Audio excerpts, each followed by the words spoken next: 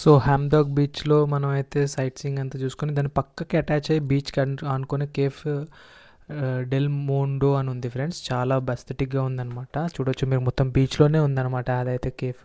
చాలామంది ఫొటోస్ గానీ, వ్లాగర్స్ గానీ, వీడియో షూటింగ్ గానీ అట్లా తీసుకుంటుంటే చూడొచ్చు. అక్కడ కొరియన్ అమ్మాయి అక్కడ ఫొటోస్ తీసుకుంటుంది. అండ్ వ్యూ మాత్రం చాలా ఎస్థెటిక్ ఉంది ఫ్రెండ్స్. అక్కడ కొంచెం ముందుకెళ్తే మనకి వాటర్ స్పోర్ట్స్ ఉండిందనమాట. ఇంకా నేనైతే ఆఫీస్ స్టాఫ్‌తో వెళ్ళాం, మా కొలీగ్స్ అందరితో వెళ్ళాం కాబట్టి ఆ గేమ్స్ అయితే ఏం ఆడలేదు. మన పర్సనల్ ట్రిప్ ఎప్పుడైనా వేసుకుంటే అవన్నీ కూడా మనం ఎక్స్ప్లోర్ చేయొచ్చు. అండ్ ఒక ఇటినరీ రెడీ చేసుకొని పెట్టుకుంటే చాలా బ్యూటిఫుల్ ఉంటుందన్నమాట. బట్ వాటర్ మాత్రం క్రిస్టల్ క్లియర్ ఫ్రెండ్స్. అండ్ అంత షాలో వాటర్ ఉండేది, అంటే మరి అంత డీప్ కూడా ఏం లేకుండింది.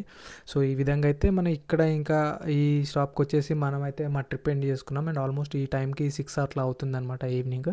ఎందుకంటే మళ్ళీ మాకు ఈవినింగ్ 9 o'clock ఫ్లైట్ ఉంది అనమాట. So we need to go back to Busan.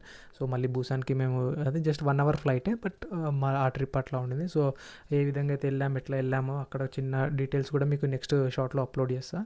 So I hope you are doing good. And మీకు కంటెంట్ నచ్చితే ఖచ్చితంగా సబ్స్క్రైబ్ చేయండి. కొంచెం ఎఫర్ట్ తీసుకొని చేస్తా ఫ్రెండ్స్, అంటే నాకు వ్లాగింగ్ ఇష్టం అందుకే స్టార్ట్ చేసా. బట్ మళ్ళీ మళ్ళీ అడుగుతున్నాను ఏమనుకోకూడదు. Just take care, subscribe, bye.